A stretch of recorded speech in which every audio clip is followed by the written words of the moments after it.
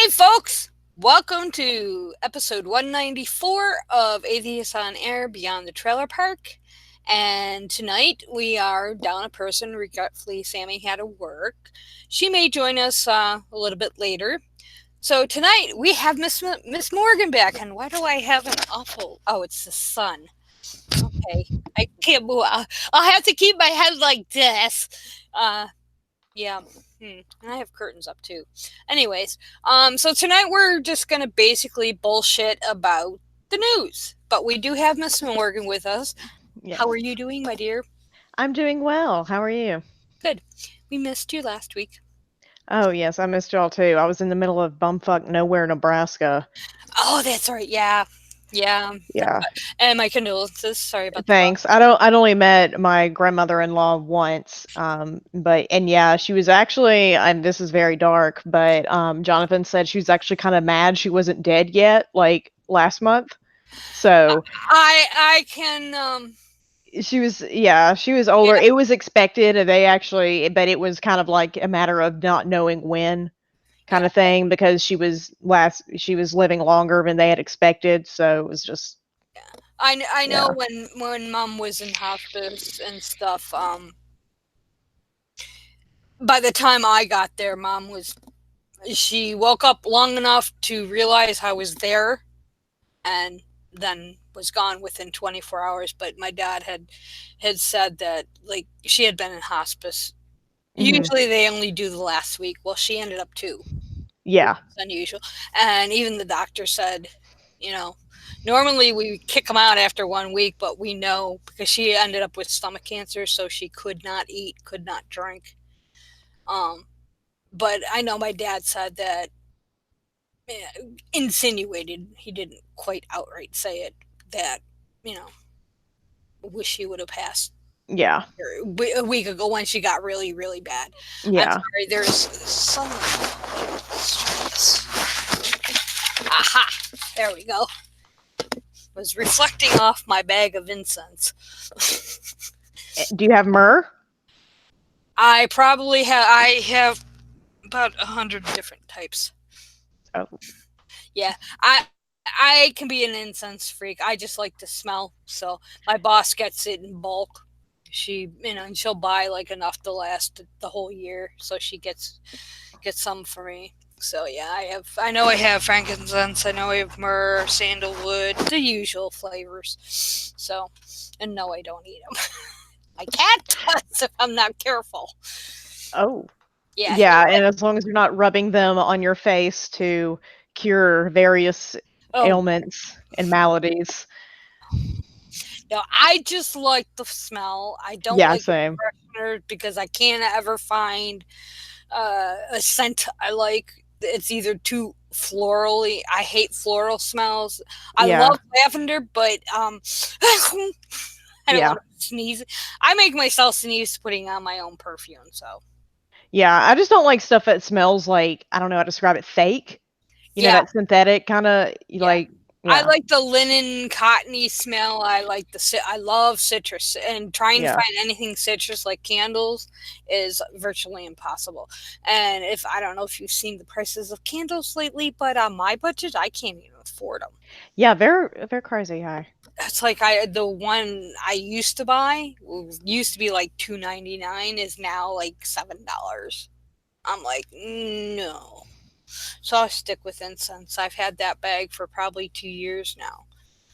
So, but yeah, yeah, that was kind of a tangent on it. Yeah, it's our essential oil corner. Yeah, yeah. I don't even like essential oil. My boss uses it when he makes his beehive um, food, Oh, okay. and he uses like he was mixing up some last night, and he uses lemongrass and peppermint, and he was Yeah. like a sink down from me, and I got like a huge whiff. I was like, "Whoa, that shit made me high." I had to move away because it was like, "Holy moly, that shit's strong." And I know, well, I don't personally know, but I know of people that use it on their kids and Yeah. toddlers, and it's like, no. Or people who will I'm in some anti-MLM Facebook groups, and they talk about people who just like are like, "Oh, let me spray incense all over this public restaurant." And it's like, people have I allergies, yeah. ma'am. Well, working in a restaurant. Granted, I work in the back end, so I don't Mhm. have a lot of contact with the public, which is by choice. But our restrooms are obviously out in the dining room, so we have to, off the dining room. So I have to go out there, and occasionally we'll get, I won't say old, but older, 60, 70 ish women in there, and it's like, holy fuck, did you spray the whole bottle on you? Yeah, it's obnoxious. Yeah, it's like, no, I sprayed it in the air and walked through it. It's like, no. No. I don't even wear any when I'm at work because that's the last thing I want people smelling. Because one of the girls years ago used to wear stuff and would make me sneeze all the time. It's like, no, you should not even be wearing that. But yeah. So we're going to hit some of the goofy news. I mean, there is plenty of it these days. Yeah, I said to Morgan before we started, did you find anything goofy? And we just kind of real quickly went over what we had found. And I think the one that really has stuck out to me and is this whole Trump administration rebrands fossil fuels as molecules of U.S. freedom. Now, because a lot of people that follow me know the shit I'm into, they will send me these articles. So when I first saw it, I didn't think anything of it. And then one of our fans posted in our group page, posted an article about it. Then I saw another friend post about it on his page, and like two or three more people. And I'm like, okay, maybe this isn't Poe.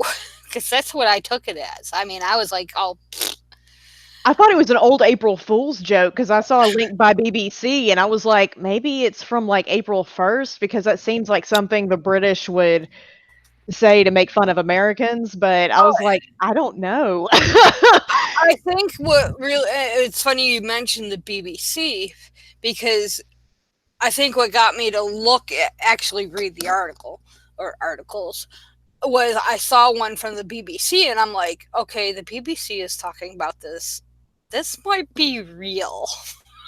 And Yeah, but it's one of those things where it's like, and I know people keep saying like it's like onion articles have come to life, but I mean, really, this one was it seemed like something somebody like very well done satire. Like I would think this was very funny satire because of, a reputation for, Trump even saying, "Oh, I want to invade countries and steal their oil," and it's like you're not supposed to say that out loud.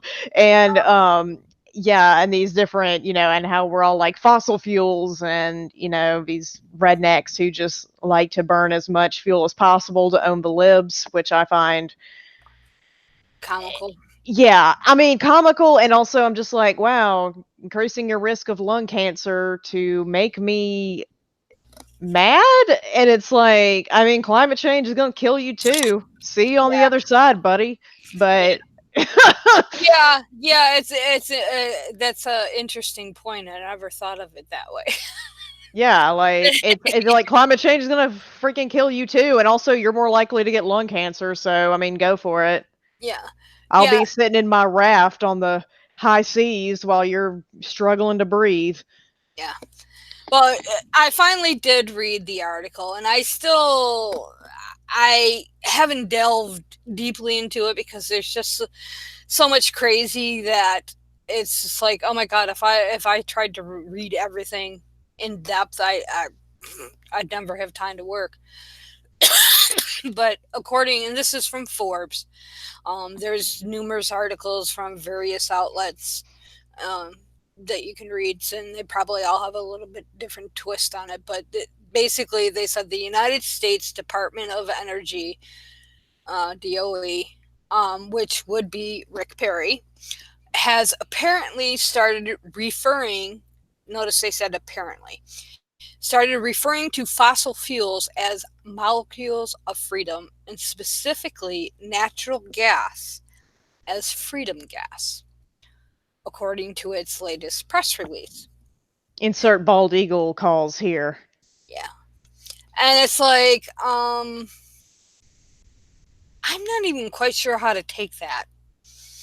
Well, it reminds me of something when I was working at Sea Grant, at the university, and I was doing news roundups and stuff. I didn't actually, surprisingly, hear a lot out of Rick Perry because I think he was, I mean, Flying Spaghetti Monster, help us. I think that he was one of the smartest people in the administration in that he was like, oh, I don't know what this department does or what it is. So y'all just do whatever you were doing before, and I'm just going to sit here. But I did find a news article back in the a few years back. This is when the administration was first starting, and basically Rick Perry was saying something dumb, as he does.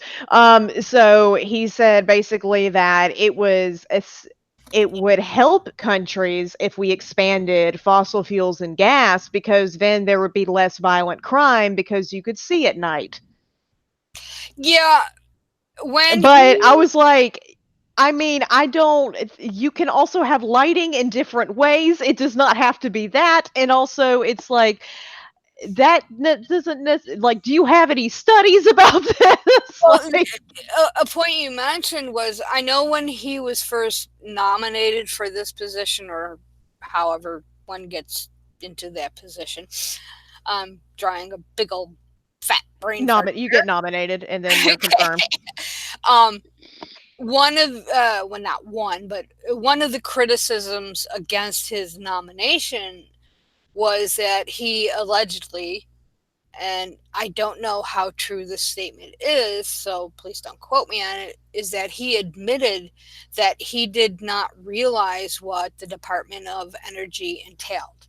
Well, yes, that is actually true because back in the when he ran for president back in we'll see what primary what would it have been 2012, I want to Mm-hmm. say. Yeah, it would have been 2012 when he was in the primary, which who was it that came out? Mitt Romney Yeah. eventually became the nominee. Um, he said that there were three departments he wanted to get rid of, Right. and in one of them it was Department of Education, and then I think he said EPA, and he couldn't remember the third one. And Ron Paul was like, "Didn't you say you wanted to get rid of the Department of Energy?" So Ron Paul had to remind him basically Ah, yes, I do what he remember couldn't that. name yeah, Atheist News is exactly right. He's saying in the comments that yeah, he couldn't name the departments he wanted to get rid of, and yeah, the one he forgot was Department of Energy. But then when somebody brought that up, they're like, hey, you're being nominated for this position when your position on this department that you are now going to be head of was that it should be abolished. Yes, Like, I do how remember is that that. not, at the Yeah. very least, a massive conflict of interest and then also like disastrous, And then he said, that's when he said, oh, well, I didn't realize the Hmm. extent of what the Department of Energy does. Right.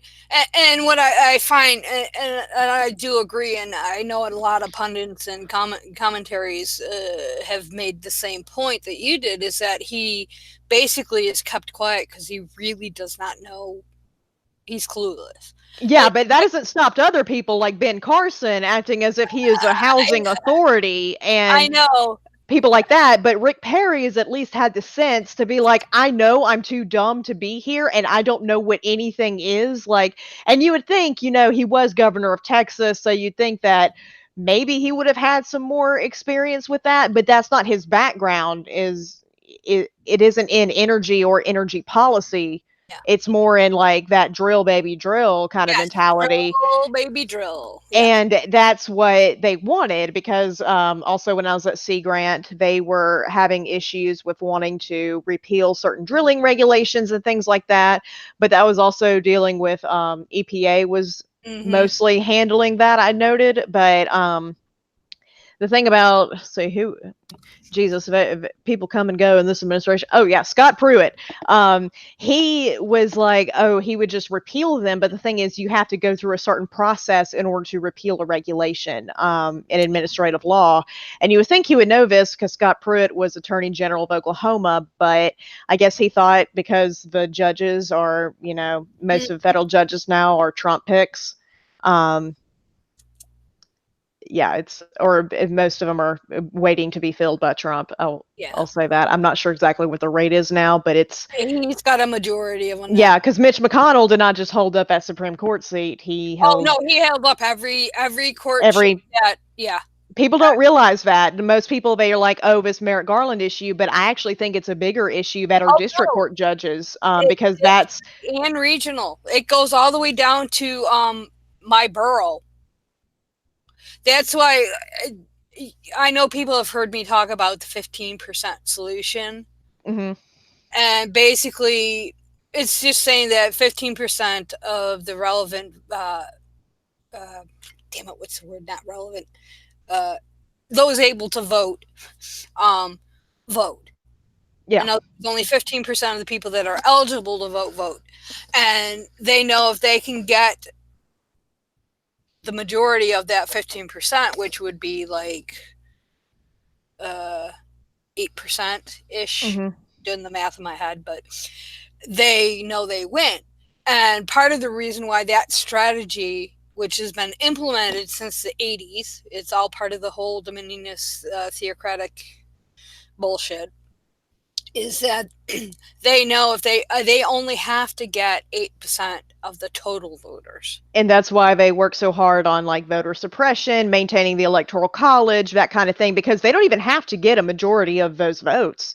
Yeah. They just have to get them in the right places. And they know because what people fail to realize or don't understand, and I'm talking about those that are not like Morgan and I who pay attention to, and those of you that pay attention to the whole rigmarole, is that most general voters do not realize that when you vote for a candidate, it has not only implications locally, it will have implications on the state level and on the federal level.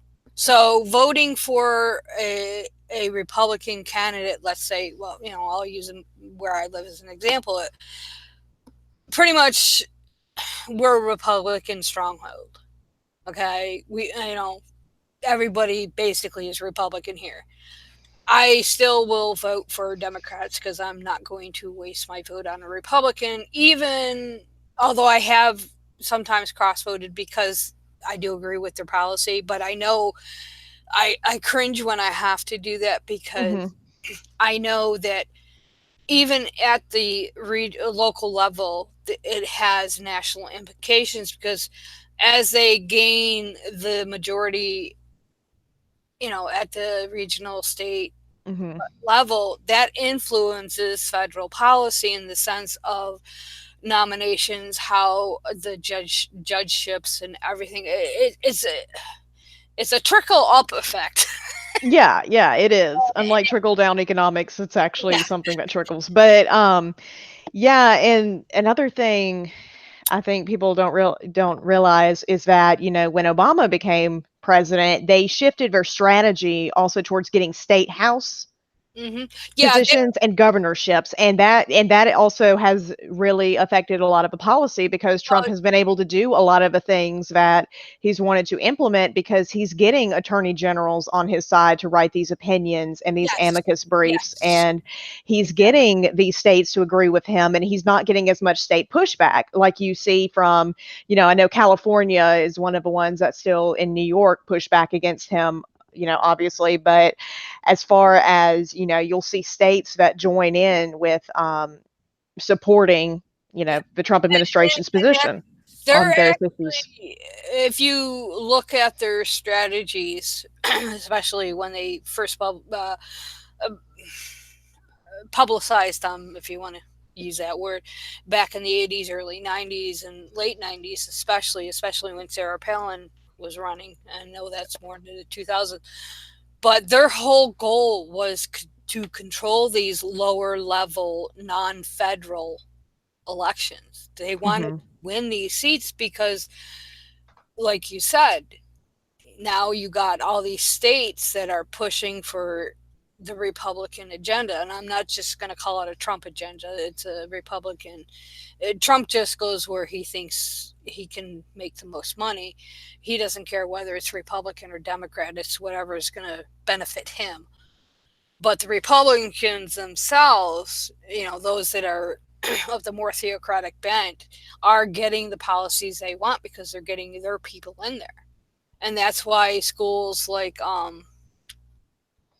oh damn it, Patrick Henry College, they actually train their students, especially their ones that are going to work for like ADF, Alliance Defending Freedom. They actually have programs and internships to train, lobbying efforts, getting them as interns with Congress critters, specifically to lobby and advocate and go door to door to force us. It's not, they're not interested in the federal per se, but that's their ultimate goal. They want Mhm. states because they can control the policies going through on the federal level.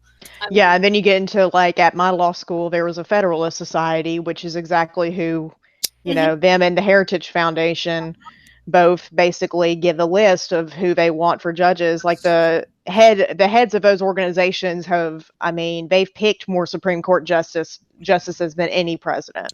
yep. Oh yeah, Um, I mean, for sure. And yeah, going back to this whole, rebranding of the, molecules and all that. I mean, I think it kind of also tips their hand as to their, we want to conquer their authoritarian mindset yeah, because this is done. They rebranded natural gas as part of a worldwide export yeah. project, Well, I is my pulled up understanding. the news brief and it goes today. I don't remember what date this was on. Excuse me. See if I can find it. I can't find it off real fast, but it says today the U.S. Department of Energy advanced its commitment to promoting clean energy, job creation, and economic growth by approving additional exports of domestically produced natural gas from Freeport LNG terminal located in Quintana Island, Texas. Texas again, Rick Perry. Yes, the announcement was made in the 10th Energy Ministerial in Vancouver, Canada, where DOE was highlighting its effort to advance clean energy. And then it goes on. What I find funny when I was reading this is that Freeport LNG used to be a customer of mine at the manufacturing plant I used to work at. We used to make powdered metal parts for their canisters, Mm. little caps. I was like, oh shit, I used to make parts for that company. But yeah, I mean, I thought this was Poe. I mean, Yeah, because it's such a dominion, like, it's such a, like, invasive, like, like, people will make the jokes about, "Yeah, we invade people for their natural resources, but we're gonna secretly say it's," or we're gonna publicly say it's for freedom, but secretly we just want them to adapt to our, more or unbridled capitalist way of life. And this is definitely tipping their hand as far as that goes with the whole, like, oh yeah. And then also I find this very interesting for an administration that claims to be the best friend of the coal miners and all this stuff, because natural gas is what's killing coal, and here they are expanding it. yeah, yeah, I mean, they say environmental regulations, whatever, whatever, but no, it's natural gas, because natural gas is cheaper to get, it's cheaper to produce, it's cheaper to export it. yeah. I mean, So yeah, I mean, it's kind of bizarre to think of that something as quote simple, and I use that very loosely, as natural gas could have such dominionist overtones to it. It's like, and it's ironic because it's like freedom, but we know what they mean, when they say exactly. freedom. It's like that right wing ideal of freedom being like the freedom to oppress others, and just to have like as much crazy capitalists, just CEOs making billions while everybody else is making pennies. Like that's what freedom means to them. And that's what they want other countries to adapt to as well. And they're like, "Oh, well, come get this freedom gas," which I mean, I would not, but I would be like, "You're a moron. I don't want to buy anything from you if you're going to Well, I don't know. Like, I and mean, that's the thing. I mean, you and I use that very broadly when I say you and mhm, I, we can kind of see the overtones of it. But I wonder, because as I said, I haven't like delved into this, how much other countries see this. I know Britain kind of has an idea that this has a lot of dominionist overtones, but I look at countries like, just off the top of my head, like Venezuela, because I know we have oil bullshit with them. mhm. And And I think that might be part of this as well. yes, I think it is too, but it's not something I've looked into. But I look at these other countries that have, are they seeing this dominionist overtones to it, or are they just seeing it as a trade issue? You know? Or yeah, because or if they're seeing that and willing to kind of ignore that and be like, "Yeah, I mean, we did need, say they do need natural gas to be imported," and they just roll their eyes and whatever. But I mean, still, it still makes us look bad, I feel like. Oh I yeah, mean, nobody is taking this, like being like, "Oh, this is a great idea," besides I Trump. haven't And I seen guarantee you anything this was Trump's positive. idea. Oh yeah, I haven't seen anything positive about it. I've seen a lot of negatives, more kind of like, Or making fun. yeah, Is kind of those like kind of what we're things, like, doing. I can like, look what dumbass America is doing now, like, Yeah, their president's been bonkers, like, yeah, it's been more of, like, I can't believe like, weird news, or I can't yeah, believe this is happening, or yeah, that kinda thing, like, and it's not seen as, like, a threat or anything like yeah. that, it's just, like, another layer of stupidity Mm-hmm. from And America. that's concerning as well, because it's like, okay, if you don't see the seriousness of it, you might be in some hurt down the road. Yeah, I mean, I see there's bigger issues, and this is, I mean, it is kind of funny, but in a way, it's, yeah, it is just because it is that extra layer of just nonsense, and again, it also does have these international implications where other countries, our reputation it has Well, been harmed.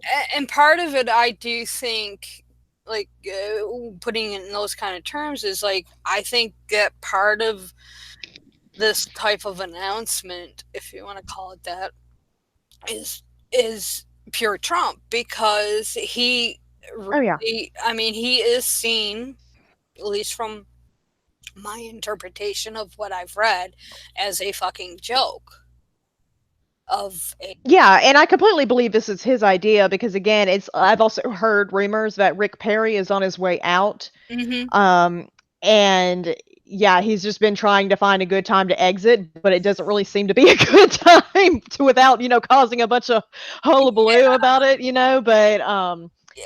Well, so yeah, it comes down basically I don't know if analogy is the right word, but like the whole thing about the 4th of July part, celebration. Oh yeah, we're gonna have a great July celebration. We already do. We don't need in another one. DC, we're gonna have fireworks and celebrate the 4th of I July. mean, What? that's, yeah. It's like, okay. In our nation's capital? It's like, dude, Crazy. I've been to those fireworks. I was actually there the year of our bicentennial. Oh no, I was in California for the bicentennial. Um, it was another one. It was probably around the same time period, because we had to be in California and Washington at the same time, which is kind of hard to do when they're 3,000 miles apart.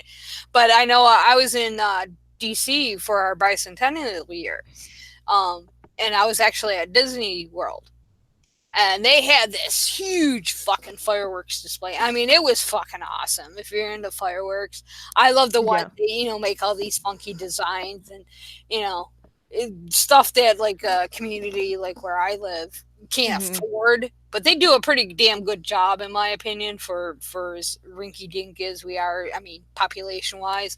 Um, but and then I know the next year went to Washington, or it might have been 2 years later. We went to Washington because my brother lives outside in Alexandria, and we were there over the 4th of July, and it was just a normal fireworks display, and I mean, it's hard to think about it, but it put the one in Disneyland or Disney World. I don't remember which one's in which state. Um, California's Disneyland. okay, yeah, that's the one I was at. Um, it put that one to shame. Well, yeah, yeah. I mean, And yeah. I'm thinking, and Trump's gonna outdo that. No.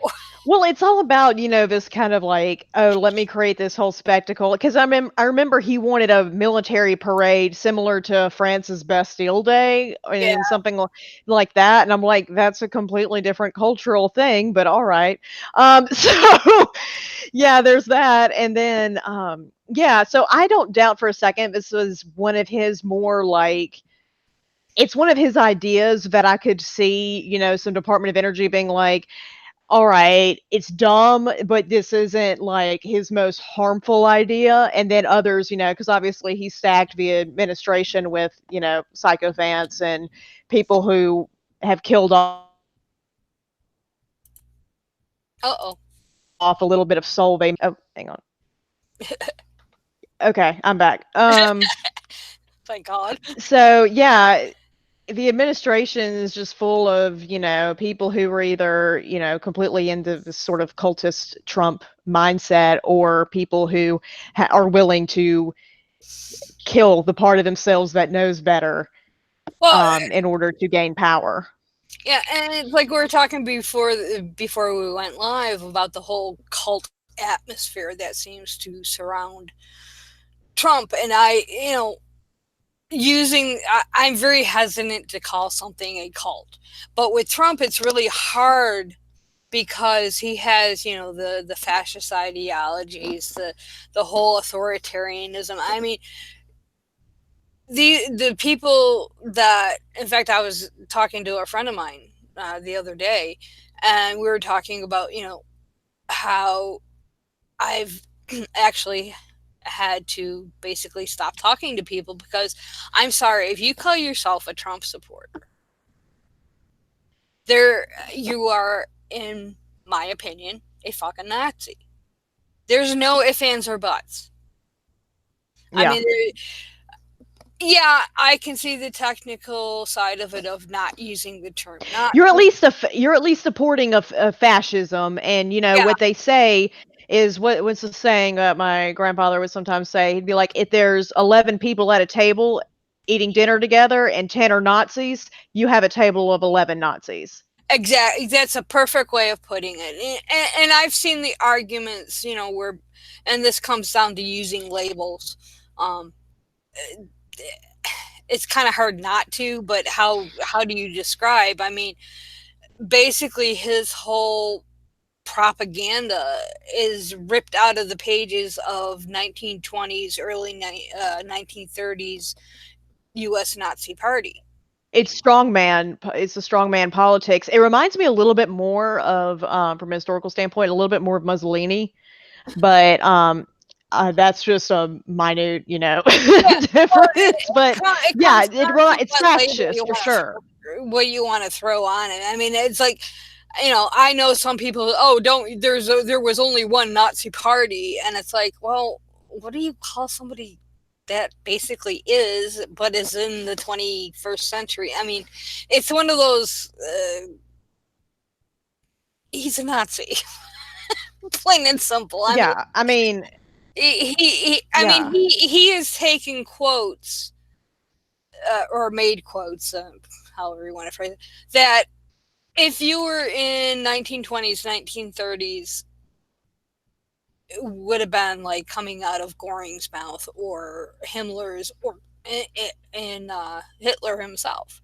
I mean, it's like I've read Mein Kampf a couple different times, and it's like, yeah, people say he hasn't read that. I'm pretty sure he has already had it read to him. I don't know if he has the capabilities of reading Mein Kampf, but that's another whole ballgame. Yeah, and I yeah, mean, it's he's definitely for sure. I mean, the only thing I think I don't know what is again. I think it's our institutions are failing for sure to a degree, but at the same time they're able to withhold for now. I mean, from complete takeover, for lack of a better word, but yeah, it definitely is frightening. well, it's frightening. It's funny you bring that up because one article that is a couple weeks old, but it talked about where he says he should get an extra 2 years. Yeah, I saw that. That was, and I mean, yeah. Yeah, that I will be the first to admit that when Bush Jr. was in office, there was a website I used to go to. I can't remember the name of it. It doesn't. I Hmm. don't think it exists anymore. Um, and they basically did a line by line comparison of Junior to Hitler, and it was pretty much identical. And I was the first to jump on that bandwagon. And now I'd be like, I'm a little hesitant to go that direction, but with Trump, it's really early. I mean, and now him saying, "Oh, I should get an extra 2 years," I mean, and that's straight. That's authoritarianism at its core. yeah, The I mean, incremental. as much as I disliked Bush Jr. as a president, he never made statements like that Oh ever. no, no. I It mean, was at most my opinion of Bush Jr. was basically I don't know what his intentions necessarily were. Couldn't read into them, but I do know he surrounded himself with some very very bad people, some very very mhm. evil people, Well, and and those people yeah, are associated with Trump as well. yeah, yeah. I mean, we got Bolton. Oh God. Yeah, I'll yeah. I'd rather have Michael instead of the one we have, the singer. Oh, Or I was like the Michael Bolton. saxophone. Yeah, I just realized they both have the same name. Um, literally. Well, the other one's John Bolton, isn't he? Oh yeah, you're right. Yeah, Yeah, John Bolton. yeah. Yeah, yeah. I'd He's rather have the Michael for mustache. as much as people don't like him. Yeah, I know. Well, and Michael would spread a message of singing and songwriting, which would be much less harmful and more beneficial than his trying to push war with Middle Eastern countries in order to further his own ends and means. Hmm. So yeah, it definitely is overlap, and who was in what administration. I mean, usually there is because of Oh the yeah. parties, but it's concerning how because I don't even know of a mainstream Republican that would be willing to maybe they would keep John Bolton in the shadows, but to have him as elevated as like, oh, well, he's the face of the national security now. Like because of the disastrous Iraq war, like you just wouldn't even want to be associated with that. But Trump doesn't seem to mind because he likes the way John Bolton thinks because they're both authoritarian and fascists. So Yeah, it's so disconcerting because it's like I was like when I saw that about him saying, "Oh, I should get 2 extra years." It's like I can't think of any president, at least since I've been voting, that has ever even implied that. I know. that they deserve, yeah. And then people might bring up FDR, so let me shut down that real quick because FDR was democratically elected and didn't say, oh, I deserve an extra 2 years because Congress was investigating me and I didn't like it because I thought that was mean and everybody should kiss my ass. Like, no, that's not that's not the same thing, so let me shut that down real quick. Well, But and the yeah. thing, it wasn't until, correct me if I'm wrong, because your history Uh-huh. is probably better than mine. Wasn't it because of FDR or Yeah, because as that we people have term say, limits? yeah, the last time we had somebody was like, the last time we had a president that was the closest thing to a socialist, we had to include an amendment to keep people from electing him again. But yeah, it was after he Yeah, died and the that thing that is, amendment was passed. this is in regards to FDR, and it was the people Yeah.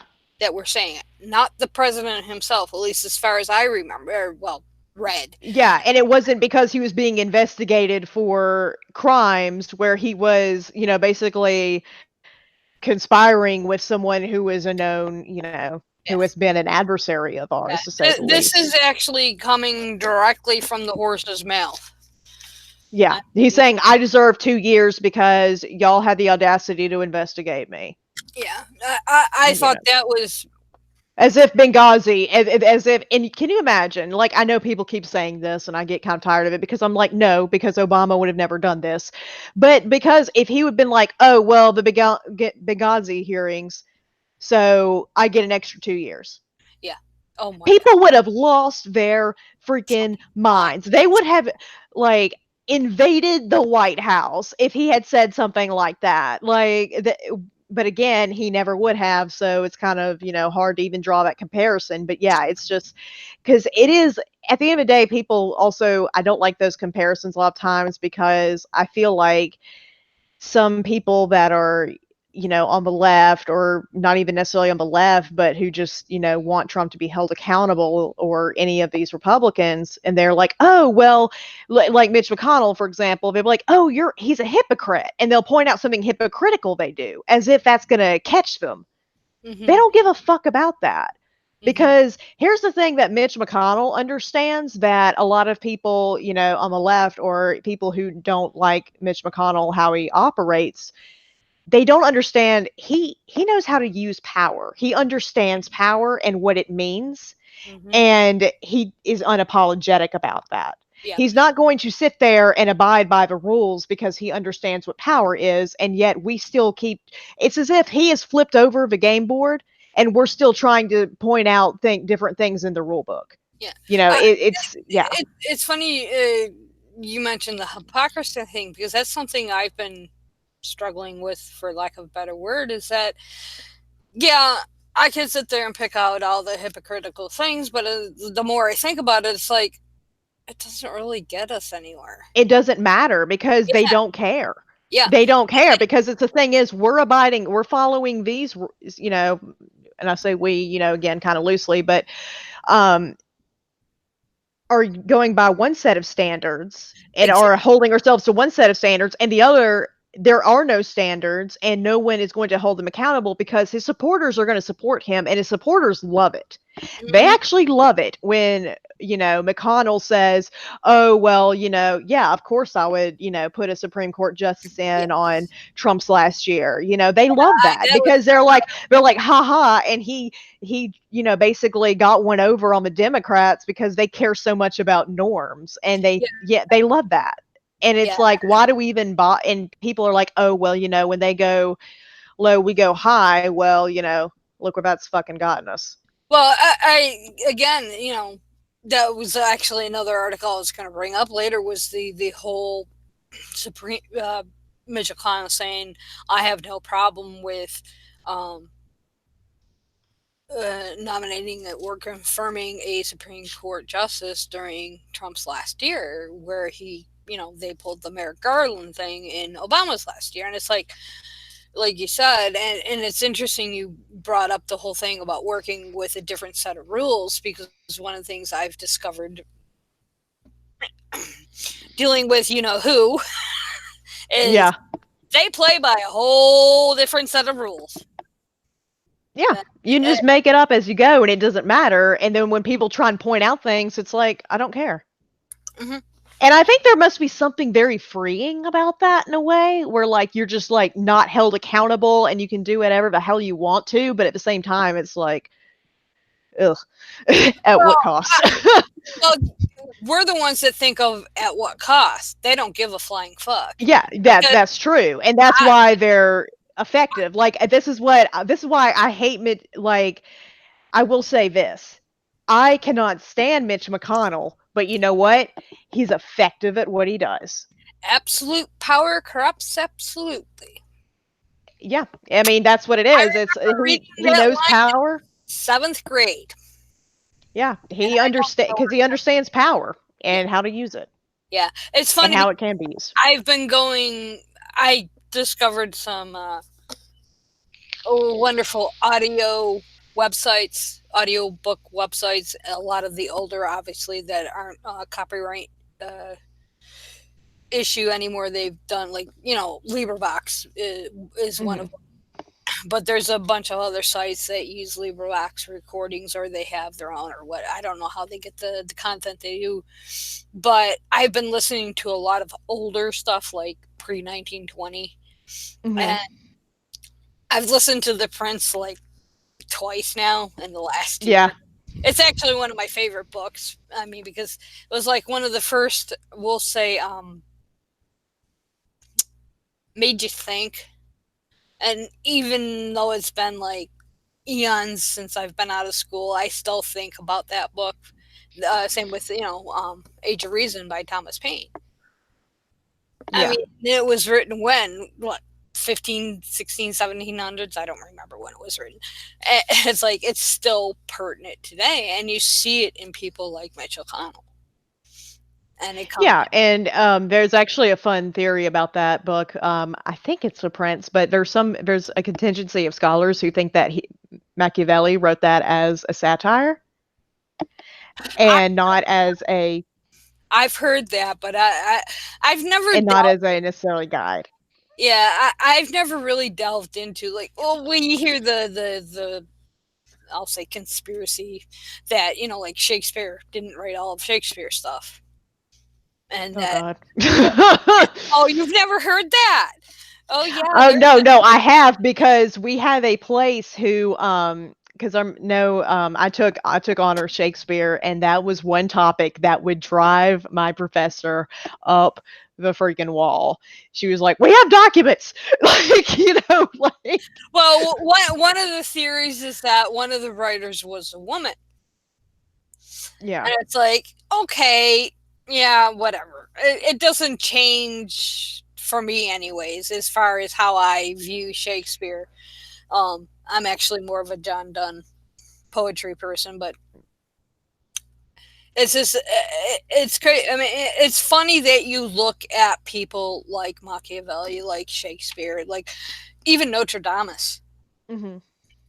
and if you some of what they wrote is still relevant today. Now I know people make more to do about Notre Dame than what they should because they don't Yeah. take into consideration. This is something that Deb and I used to bring up all the time, was that Notre Dame couldn't write outright. He had to write in that vague, uh, hidden language, or he'd lose his head.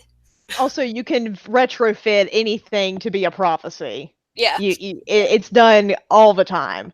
And yeah, so there's a lot to do there. And I mean, yeah, there are some things where it's like, yeah, if we did under you can use power, obviously in a positive good way and in a negative bad way, but and there's, different ways to wield it, but yeah, McConnell definitely understands how to wield absolute power and we have no idea how to deal with that. yeah. Because I mean, that's not how I'm going to assume how you and I were raised. It's like, hey, you're not playing by the rules, and it's like, I don't give a fuck. If it, Yeah. it's like we don't know how to handle that, and Yeah, and at least in the Senate, at least in there was at least this pretending that you were, you cared for rules and things like that. And but what's interesting is that, they will not hesitate to then call, catch the left or whatever in some kind of hypocrisy and be yeah, like, "Oh, well well this is just like when Bill Clinton blah blah blah blah." And it's like, wait, so we still have to follow the rules, but y'all don't give a fuck? Like, so, and it's and it's not, and it's these false equivalencies they'll make and try to do these gotchas, and then they'll do these, hmm and because they know that again, we still are a bunch of nerds who care about the rules. yeah. I catch myself in that a lot, especially dealing with who. Yeah, I don't anymore. I've abandoned that, Like, and I'm like, yeah. I mean, that's part of the reason I've really backed off of following quote politics, in a sense that it's just like I'm just not designed to not play by the rules. It's just not in my yeah, future. It's like, I mean, I am, here's the facts, you decide. Here's what the scientific consensus or the historical consensus or whatever. This is what the academics say. You know, Hmm. if you want to disregard all that, fine. I don't know how to deal with you. Yeah, it's It's I'm like, I get that too. Yeah, and I'm kind of in the same way, but a little bit different in that yeah, I do know.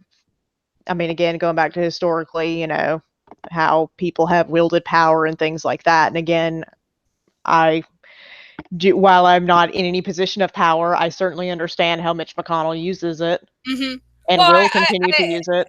I I mean, I think it's understand that doesn't important. mean I'm going to do it, but Yeah. Well, understanding it and trying to counter it in ways that you feel are productive. I mean, like, one of the things I was going to mention last week and I forgot was, when you weren't with us, is, mhm. I like following your Twitter account Yeah, because every now and then you will put something in there that will get me to look at something in a little bit different way. And it might be because of our age difference. I don't know. hmm, But it's like you are a bit more in tune with how things really are.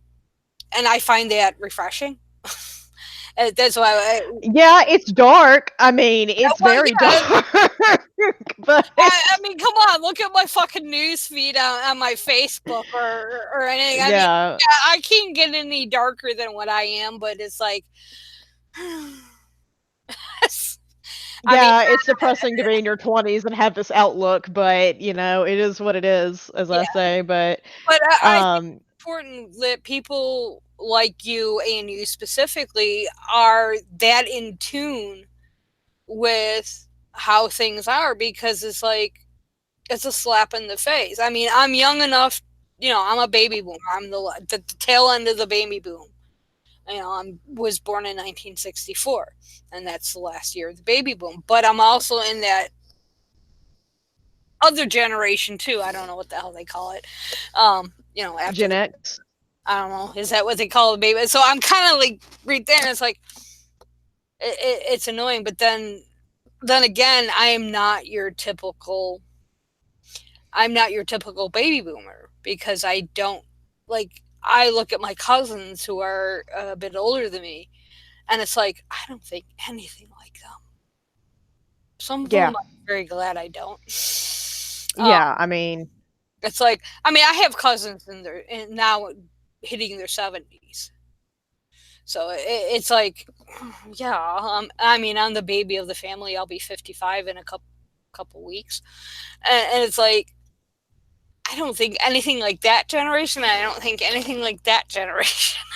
It's like, well, here's the thing also. I think that this whole idea of generational ideologies, while it does have a grain of truth to it, I don't put a lot of faith into that because actually a study came out recently that said basically millennials are just as likely to be conservative yeah, I as did see that. yeah, like there's plenty of conservative millennials. And I mean, I would even say more if you do a comparison, they're more extreme in that as well because if you look at who makes up the alt right, who looks up those figures, it's I mean yeah, you have your David Dukes, but then you also have Milo and all the other Well, and Nazis. well, that's funny. Milo and friends. I am in the David Duke generation. I mean, I literally grew up on how to put this stuff to sound like I actually follow David Duke, but I am familiar. You're aware, you're Yeah, familiar, you're aware. aware. I'm very familiar with David Duke. I grew up in that time period, but I'm not as aware of Milo as I probably Mhm. should be. But he, Well, he's fallen off now, but oh, I there know are he, other but there's yeah, also other people that have, kind of taken the place. Dave Rubin's even flirting a little bit with it. Joe Rogan flirting a bit with the far right. But yeah, so it's yeah, it's very troubling. But yeah, there's this idea that's even prevalent among my generation, which I find very weird. It's that, oh well, it's all the boomers, or Yeah, it's all the boomers, and I'm I like, saw that. I mean, to an extent, but then I'm like, you have to also acknowledge, like, who are these people that are, considered leaders or whatever in the alt right now? They're my age. Yeah. Like, so how, and their followers are my age. So And how are you going to, just say, so like you're saying, oh, I'm different from other people in my generation. Like, Jonathan's grandfather is 90 years old, and when we were at he had a birthday celebration, and he said, yeah, everything Trump says is a damn lie, oh, my essentially. dad's the exact same way. It's comical. You can.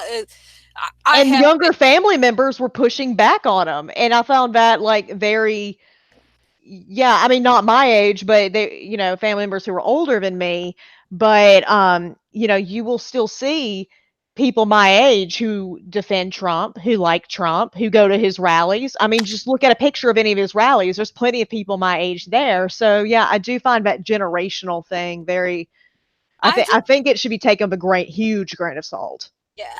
Well, it's just weird because like I know growing up, my father's 90 as well. He just turned it in February, and I've always had a contentious relationship with my parents. I won't say it has nothing to do with me being an atheist because I really don't think my dad knows, or if he does, he doesn't say anything. I don't think it has Hmm. anything to with me being gay. I don't know because I never quote officially came out to my parents. I figured after 40 years, if they haven't figured out that I'm not married, have kids, or have a boyfriend, they probably figured it out. And I also do know that my cousin opened her fat trap, which I don't really give a shit. Well, they can But use context clues. well, my parents are a little bit clue. Well, my parents. Well, my mom's dead now, but they're kind of clueless. Like what? Yeah. Then again, they surprised me like 20 years after the fact that they knew that I got stone ass drunk.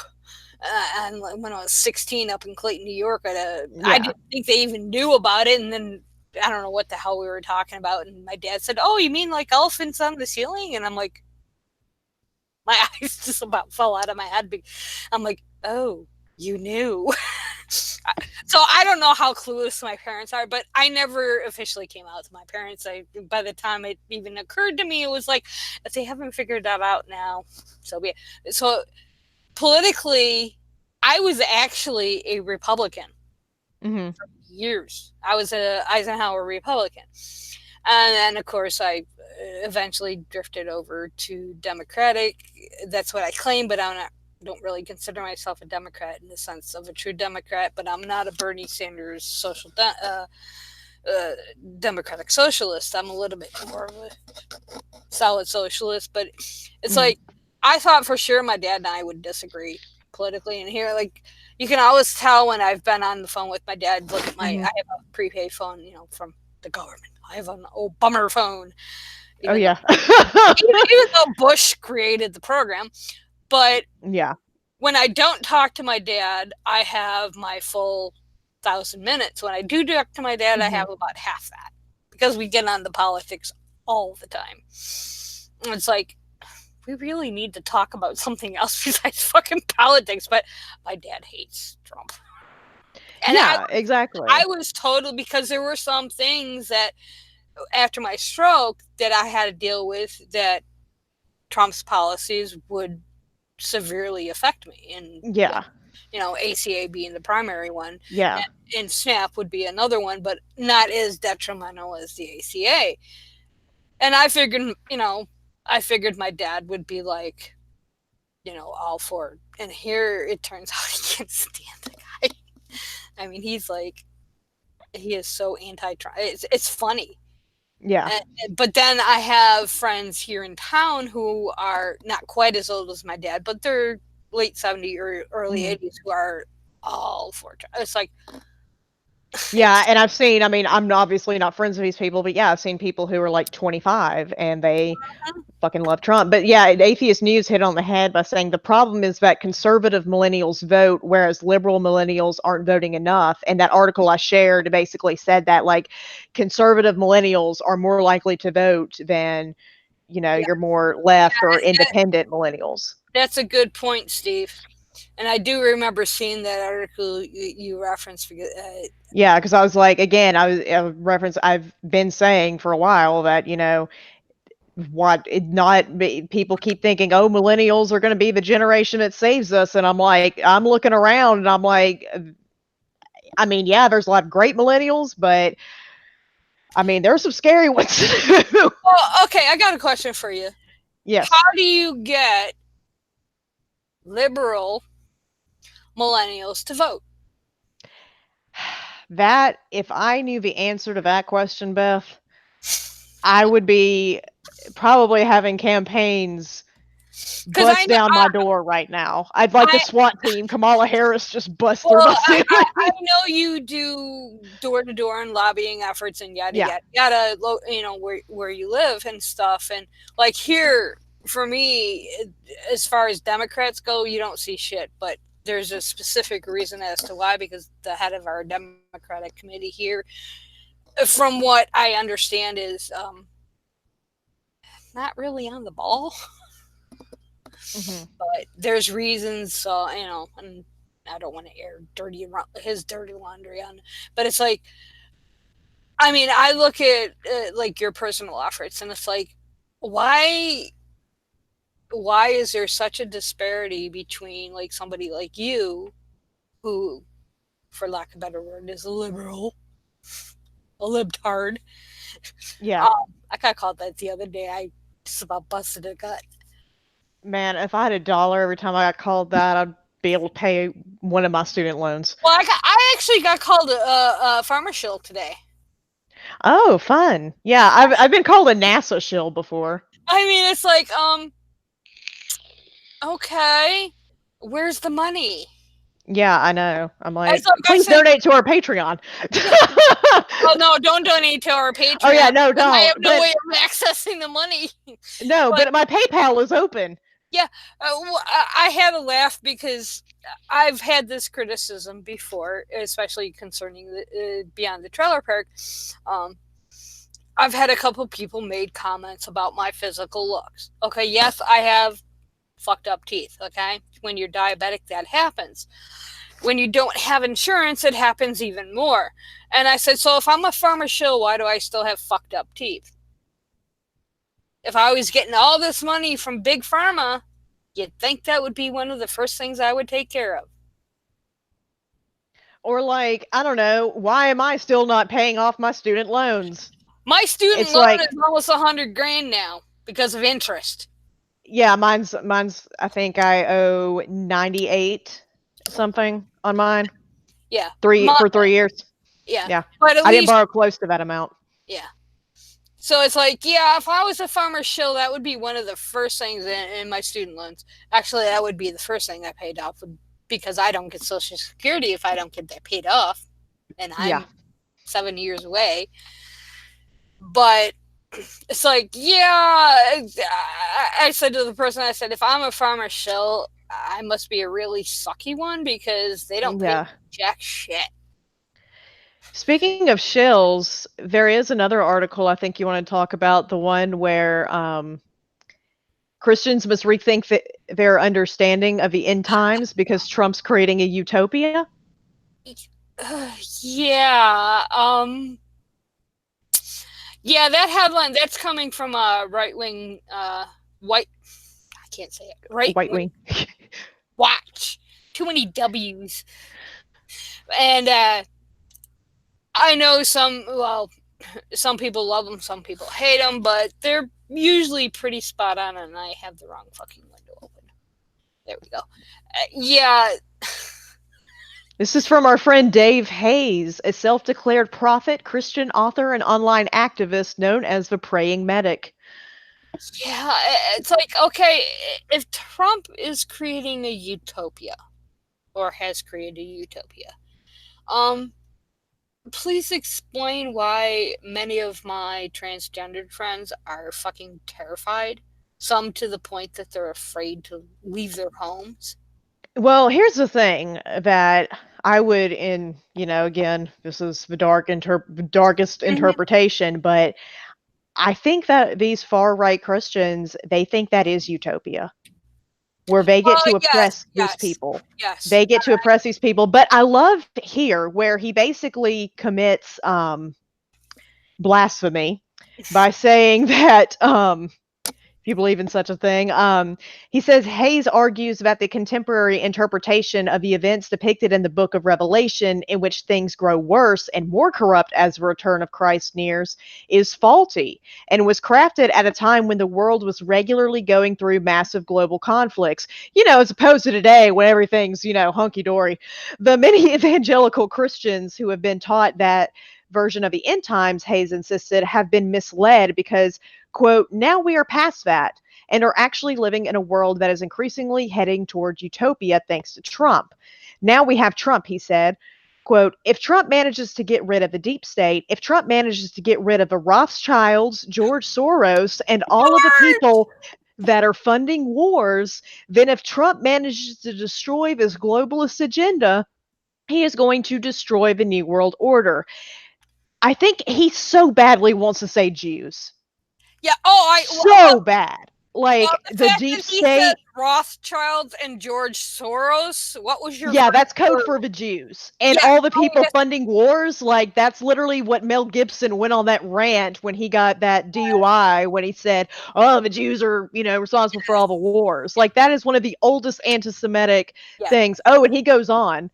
Um he says the rule of the banksters, Jews. Jews, is coming to an end. The deep state is being gutted. And I believe Trump is going to defund all of them, destroy the New World Order, destroy the globalist agenda, and he is going to be very successful in destroying and eliminating all that stuff that has been built over the last 100 years.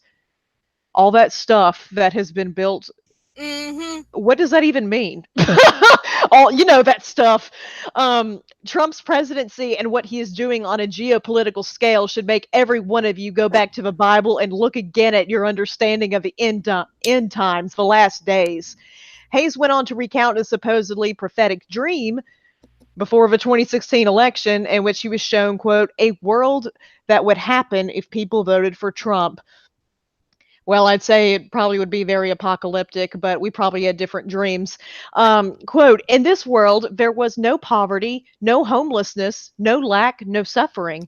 There was lavish abundance everywhere for everyone. There was no lack, no poverty, no homelessness. Everybody was thriving and everybody was blessed. That was of a world I saw that was possible if people voted for Trump.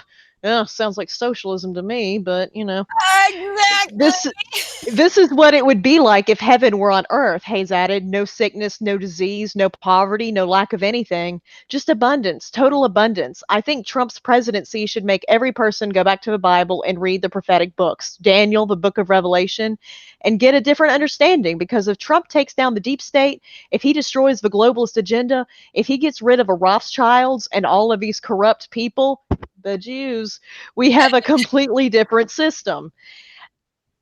And yeah, so there's a lot to unpack there, but yeah, if you do believe in blasphemy, that is he's basically literally saying Trump is Jesus Oh, coming to create a heaven on earth. I've actually seen articles from the ultra far right people like him Yeah, like the that Michelle are Obama.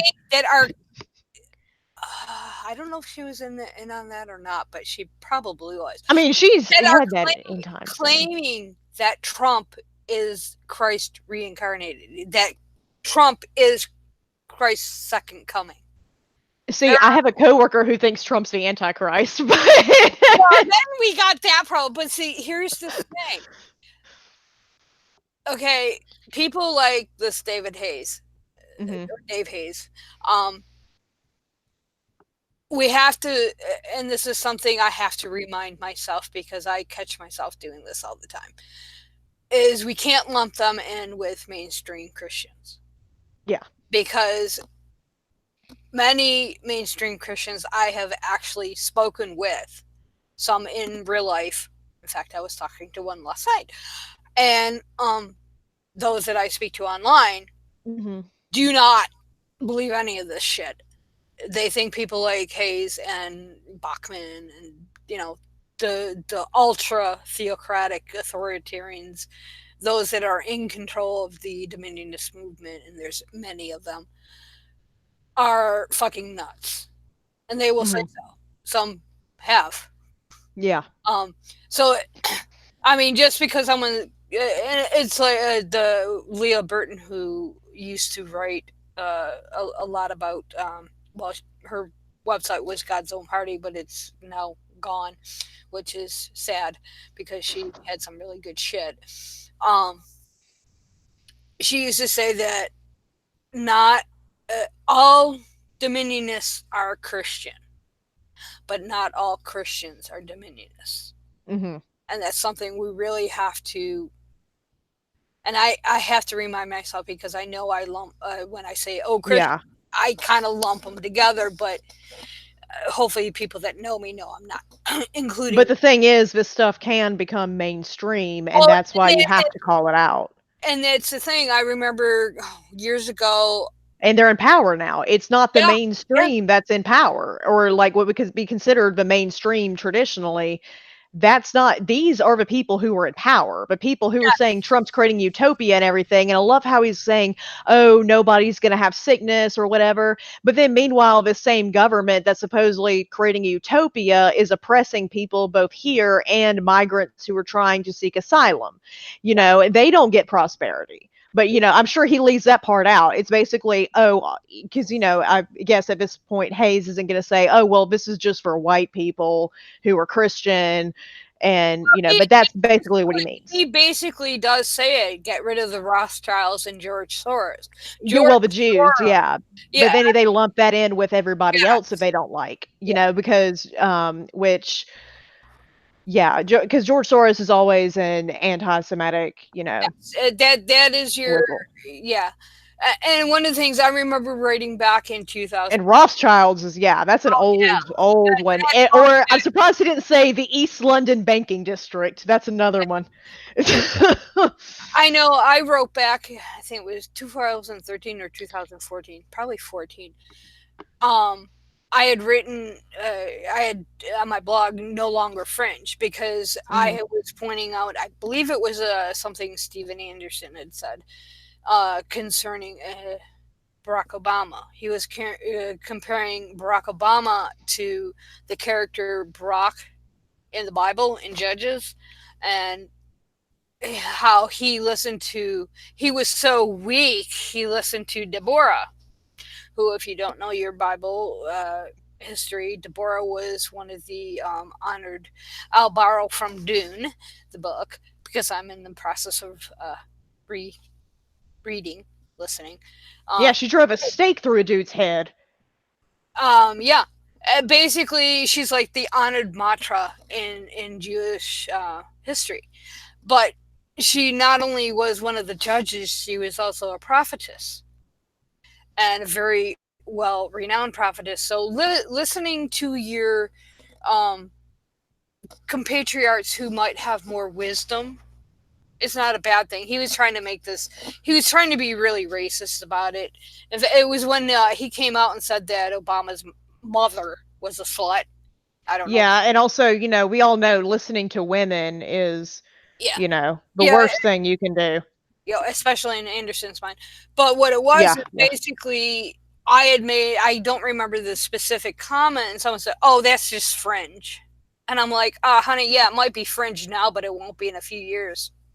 Yeah, no, I was literally taught at French camp that Obama was the Antichrist. Like when he got elected, they had like an Mhm. emergency Oh yeah, thing where they acted as if like, and even then when I was, still isolated and kind of like, it's not that I bought into it, but it still like warps your sense of yes, reality yeah, because you're just isolated from the rest of the world. mm, And they came by and said, yeah, Obama's the Antichrist. And I remember even then, because sometimes they would say something that, because I was a little bit more I just kept my head down, basically, was what my whole strategy was when I was there. But I remember even then thinking, like, what the fuck? Like even being like this person who had been isolated from society for like years, essentially. Like, even then, I was just like, kind of brought me almost out of the whole like haze I was kind of in, where it's not necessarily like I was brainwashed again, but yeah, it's just I don't know what necessarily is happening Mm-hmm. in the real world, but yeah, it kind of just brought me out of that and was like, okay, I don't know what's happening, but I know it's not that. Um, Yeah. and I knew better than to trust them about what was happening and things like that. But Triss also had a good comment. Triss says, "I don't remember Jesus grabbing women by the pussy." Oh, thank you, Tris. That is my. I repeat that line so often because when I talk to quote Trump supporters, and going back to if you support a Nazi, you're a Nazi bullshit, and I'm like, well, okay, especially with some of the women uh, I won't say hang out with, but acquainted with, they'll be like, yeah, I'm a Trump supporter. I'm like, oh yeah, you support the pussy grabber? Oh, and then I get all kinds of apologia for that. But I'm like, I just walk away shaking my head. But yeah, going. I mean, the thing is, people like Hayes, like Steven Anderson. Yeah, we might consider them fringe, but looking at how things are now, I was like, it's not fringe anymore. Yeah, they're in power. Like that's the thing. They're even if they are fringe and people are like, "Oh, well this is the majority of Christians." Okay, well these are the Christians who are in power. I mean, you look at even going back to Michelle Bachmann, when people would say, "Oh, why are you even talking about her? She's fringe." And I'd be like, "She's in Congress." Yeah, exactly. And that's the part that people don't get or refuse to get, and I'm they just don't realize that this whole thing, like with the dominionist ideology, the theocratic control, this is not something that just popped out of nowhere when Michelle. No, Beth, we're crazy conspiracy theorists, isn't that what we get told? Yeah, well, it's like people think it all of a sudden popped up when Sarah Palin was nominated for vice Or president. even Trump. People think Trump just came out of nowhere. Yeah, I mean, well, Trump, I might put in a different level, but like with Palin, I mean, people like Frederick Clarkson, who is one, Chip Bartlett. Um, there's a couple other I can't think of on top of my head, but they have been tracking this shit going back to like 1985. I They mean, you can even go through the archives of Right Wing Watch, even. Oh yeah, I mean you can see the progression, and like people like Chip and people like Frederick have actually traced this, and you and I have talked about this before on the show, back to the whole abortion issue, like in 1980, Christian Manifesto, Francis Schaeffer. You can take it back even further to the whole segregation issue, and back Even to further and even further. to the New Deal, the opposition to the New Deal. Exactly. That is they actually it was really about 1980 what we are familiar with when it really became solidified. They have I'm trying to think of his name. I want to say Frank, but I could be wrong. His last name is Grant. I have the quote on my blog, but he actually has a book that outlines this whole thing. I mean, literally the agenda, what they want to accomplish. This is not some fly on the wall, fad. This is something they planned. The total, this takeover, for lack of a better word. It's Yeah, really one book I'd recommend actually is One Nation Under God by Kevin Cruz. Some of y'all yes, may follow him on Twitter. yes.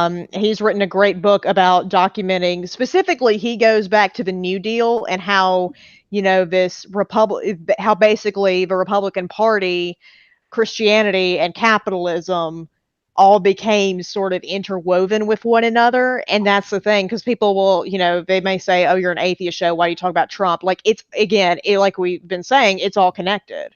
Yeah. Well, it goes back to what you read concerning Hayes.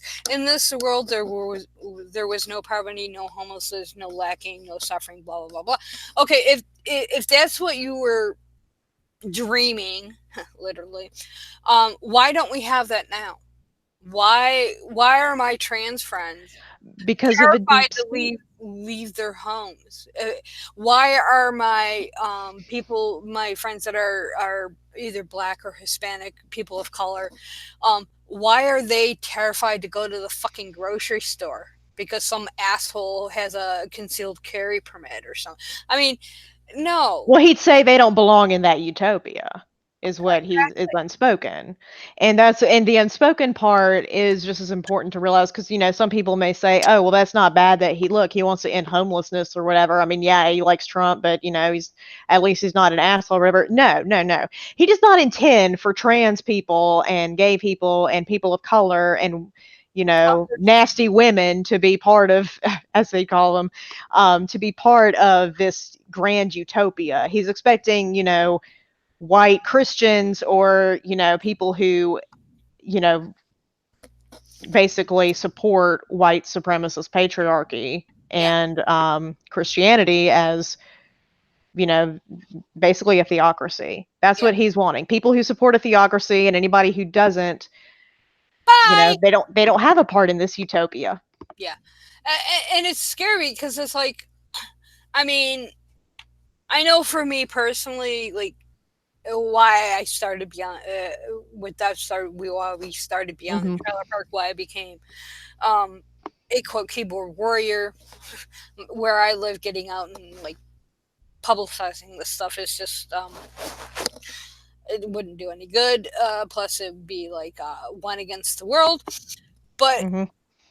part of the reason I became more vocal and part of the impetus behind Beyond a Trailer Park for me was that, and I've told this story before, was when Cash had the original Atheist on Air, had a caller who was black, approximately 23 ish, living in Texas, was black, and also gay, and an atheist, and terrified to leave his house, basically. And I'm like, fuck, okay, I live in basically in the white world, to put it bluntly. I have nothing to worry about. Yeah, I've been harassed. Nothing that I would, write home about. That's it. I'm not being quiet anymore. And that's part of the reason why I do Beyond the Trailer Park, is because, I can speak out. Hmm. Yeah, I get a little bit of pushback. I don't have numbers like Joe Rogan and all those people. I don't, I Well, know. we're obviously not getting the Joe Rogan alt right audience, but Well, I'm talking numbers, not yeah, necessarily yeah, followers. I know I'm speaking to the choir, so yeah. to, and we do get an occasional non-choir member, and but not very often. But if there's one person that hears what I say, or what Morgan states, or what Sammy says, or any of our other fellows in the podcast community, the atheist podcast community, that hears something that rings true for them and feels safer, or feels like, that's the impetus they need to speak out about atrocities, I'm all for it. Oh yeah, and also just to let people know that they're not alone. Like the world is, I mean, it's always been crazy, but especially right now, it's seems like everybody's lost their freaking minds. And so, yeah, you're not the only one who is, in a community where it seems like everybody around you is just, part of, this whole Trump cult or, this supporting this theocracy Mm-hmm. mindset. You're not alone Yeah, in pushing against that and believing that that's not right. yeah. There are others of us out here, and you don't have to be alone, Well, and that's why I think, and I know I name drop Kaylee and Riss all the time, but as we should.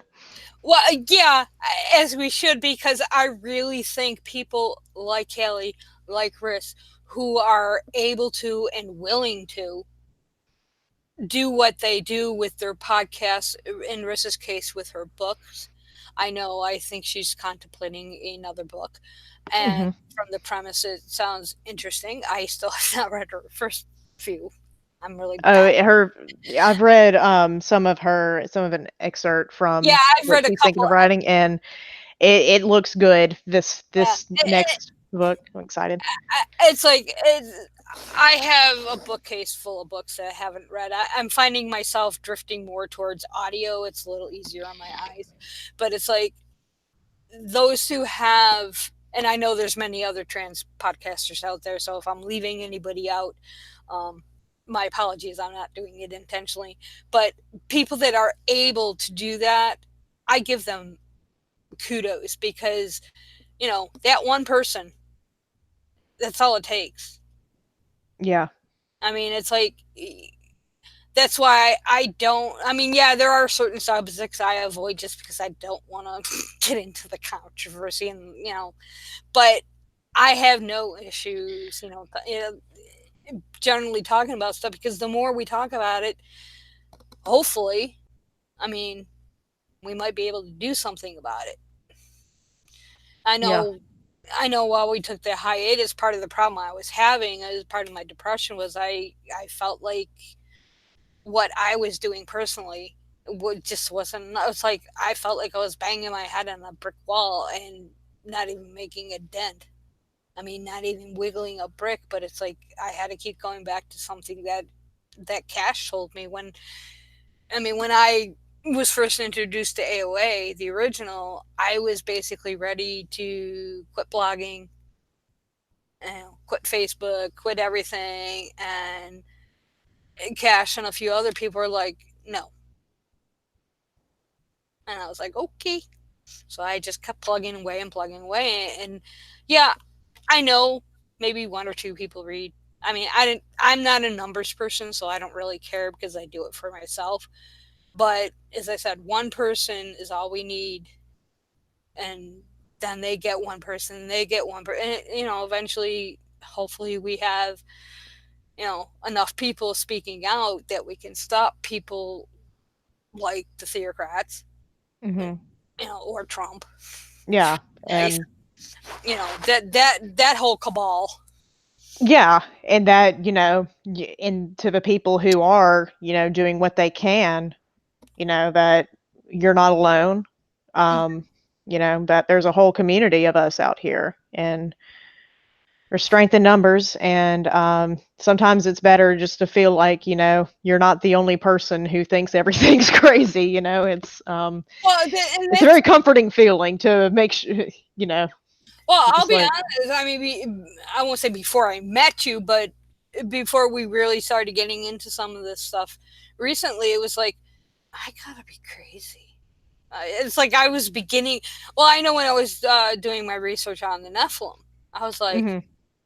"This is fucking nuts." And then I ran into you. It's like, "Oh no, they taught this at French camp." I'm like, it Yeah. here I'm thinking, oh, okay, I'm becoming a con hunter myself. It's like, no, they actually really do teach this shit. No, they taught me dominionism. Like I literally have a book where there's seven seers, Hmm. and they say, or sometimes we call them seven mountains and stuff like that. So yeah, but you're a Yeah, conspiracy theorist. yeah. Well, this and you're not the only person I've run into that. I don't know if people are familiar with Zach Copeland. He Hmm. deals primarily with. Although I haven't seen anything new from him recently, but my feed's all screwed up. So he wrote on homeschooling issues. It's Hmm. Christian homeschooling. Let me rephrase that because I do know some atheists that homeschool.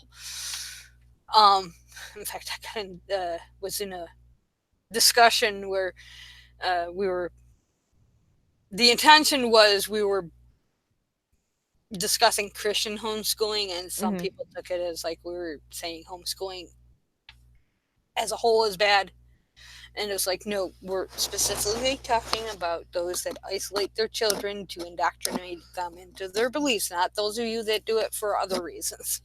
It's like, yeah, that was an interesting. It's like, no, that's not. We're talking. I know a lot of. I have 3 coworkers that are homeschooled, and Yeah, not. I know several homeschool people who homeschool, and yeah, they're not, and Yeah, even if they are religious, like they don't make it, that's not, they don't give them a religious education, if that makes any sense. yes, it's exactly It's one of the kids I know. it's like a secular education essentially. It's just in the home because either their kids have special needs or, Mhm. you know, needs that aren't being met in the school, or it's just something that fits more with their learning style, or Yeah, you know, the school district isn't a good fit for them. So yeah, there's all kinds of reasons that people homeschool, and you know, but yeah, no, what we're criticizing is that I'm indoctrinating, or you know, not me obviously, but these I people, yeah, I'm indoctrinating children, no, but um no, so you know, someone, what we're against is people who are indoctrinating their children into a certain mindset of, you know, a theocracy, not teaching them critical thinking on purpose, you know, these kinds of things. creationism. Yeah. Yeah.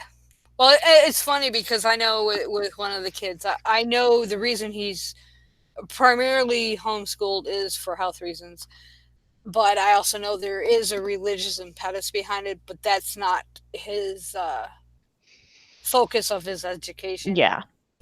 From what I can tell from talking to him, he's very well rounded, and he keeps his religion to himself. I mean, it's a non-issue. So yeah, but yeah, I mean, and that's why people like Ken Ham are so insidious because um, I follow Pelagia. He's out of Canada, and I guess he published an article or a post. I can't remember if there was an article attached, but they included Ken Ham in a critical thinking seminar for kids. um who was did everybody else die I have no clue. I in the didn't. world? Like, is Ken Ham the only living being? Yeah, and it's like one of the things that Paul does is, and I'm hoping, cross your fingers, I can get him as a guest because I love him. His shit. Yeah. He does ham and eggs, AIG News. Ah, yes, yes, yes. Yes, reacting to Ken Ham, reacting to the news is how Yes. it's his tagline. And I've gone through, I think I have finished his entire library of all his videos, and he has quite a few, not just on Mhm. AIG, but also on other. He's doing William Lane Craig. And for people that know me, know that William Lane Craig is one of my idols. Um, but and he's really smart, and he's really Yeah, good. he is. uh, and I do highly recommend his stuff. Just for the AIG, when he does his news bit with AIG, he does sometimes he does solo and sometimes he has guests. So he's done like Andrew Snelling. Oh, just any. But what's funny is he points out with Ken Ham, and this is what made me think of with the critical thinking is AIG when they do their news, they don't go to the original paper. They go to a secondary mainstream media report and do their news based on that. And it's like they don't even read the original paper. And Paul will go to the original paper, Mhm. and it's like, no, the paper really doesn't say it. It's kind Yeah, or it's like, "Oh, we got this news from lifesitenews.com," and it's like, "Oh, yes," or number 1 most trusted journalism source. of, yeah, it's like, yeah. But yeah, I find like there's another one, Logic and Vice Rhino. They're both also out of Canada. I don't know why I'm gravitating towards Canada lately, but um, they all like Logic has a series on Kent Hovind, but yeah, he's another whole ball game. But yeah, Oh, yeah. it's the critical thinking, but the see like Canada. I mean, I've always had this overinflated view of Canada being much smarter than those of us down here. And no, it's starting to filter up there, as we were talking about before Deadpan. Yeah, I mean, it has been, you know, with, you know, people talking about this resurgence of white nationalism, you know, getting into Canada, but what people forget is there has been that for a while, but more geared towards indigenous Mm-hmm. populations in Canada, First Nation. Yeah. people specifically.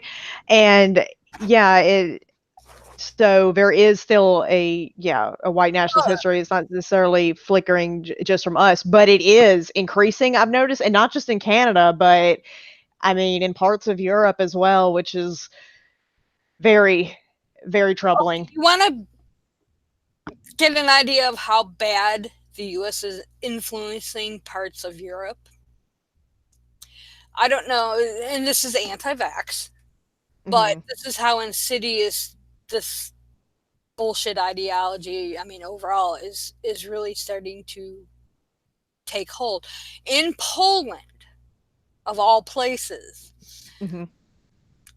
supposedly Andrew Wakefield, or as I call him, Andrew Fakefield, who wrote the Yeah.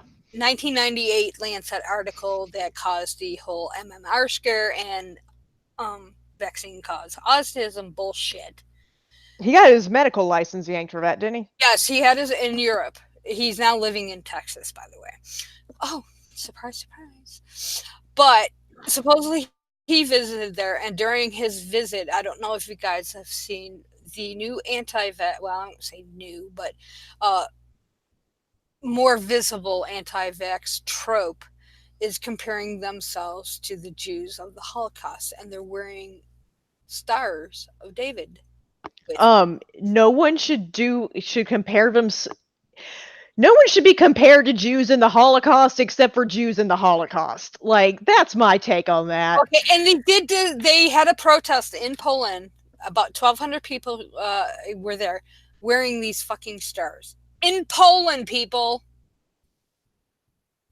That makes me want to It makes me want to fucking barf because, see, I have family throw up. members that are survivors of the Holocaust. So, yeah, I have a problem with that. A very big problem. But, yeah, that's how bad our stupidity here in the US is infiltrating other parts of the world. It's like it's really scary because it's like seriously in fucking Poland. Well, yeah, and I mean it's telling that Wakefield, because where was Wakefield from again? Was he from the UK? Yes. Okay, that's what I thought. He was from the UK, but then, obviously he came to the United States for a reason, and it's caught on more in the US, and then we've managed to repackage and export it back out, which is, Supporting hate. yeah, the US is seem to be our exports on Look at just Scott that Lively kind of, with kill the gays bill in Uganda. Rick Warren yeah, I was mean, part of that. I mean, eugenics. Yeah, yeah. So, we have a history of that, yes, we do. but yeah, of this But no, repackaging of we horrible. did not influence the Nazis. By the way, for Hmm. one of the tropes is that the eugenics program in the United States prior to the rise of Hitler influenced Hitler. Yeah. It's the other way. But yeah, that's one of their tropes. Oh yeah, I mean, yeah, we should talk. I mean, we're the ones that influenced Hitler with his eugenics system. No, We did it. We influenced a bit of other things, but yeah. yeah, Um, but yeah, but that's yeah, it's it's like the crazy, especially like the last 3 weeks. The crazy news has just been like, holy hell. I mean, it's like you got. I mean, if you want to go the anti-vaccine route, I mean, it's like the shit going down in Poland. Even like I mean that's the thing here in the U.S. There's been a lot of we'll say media, for lack of a better word, coverage, especially in the pro-vax community, are commenting about this use of the stars, and it's like. I mean, one Congress critic commented on it, and I can't remember who, but it kind of fell out of the news. But just some of the shit people are saying is just it's bizarre. yeah. I And mean, I've seen them recently taking up also now that, with these abortion bans and stuff, some anti-vaxxers are like, "Oh, it's your body, your choice until it's a vet." And I'm um, like, "Shut the fuck up. It's completely different. Like, get out of here with your false equivalencies. Like, those aren't even remotely the same thing. yeah, Like, yeah, get out of here." Yeah, it's just like, I mean, just going through just some headlines. I mean, Steve Bannon's in the news again, or still. Uh, God, he just will not go away. yeah. Ohio State Rep Matt Hood says heartbeat bill opponents are pawns of Satan. I mean, he's right. I am a pawn of Satan, but you know. Yeah. Uh, let's see. Let's see if I can find another. Oh, let's sharpen up them guillotines. Josh Bernstein can't wait to see people put to death for treason. Um, he does know that guillotining people is something that traditionally was done to oligarchs. Thank you. It's actually a common meme and common trope. Um, yeah, so Yeah. any other method of execution, and that would have been at least somewhat historically accurate, but nope, had to go with the one where you'd be wrong. Yeah, he according to Right Wing Watch, it goes in response to special counsel Robert Mueller's remarks on the findings of his investigation. Right wing commentator Josh Bernstein said that he hopes President Trump is sharpening up the guillotines to be used to put Mueller and other deep state, there's that word again, actors to death for committing treason. First of all, you can't Mueller is a veteran though. That seems disrespectful to veterans.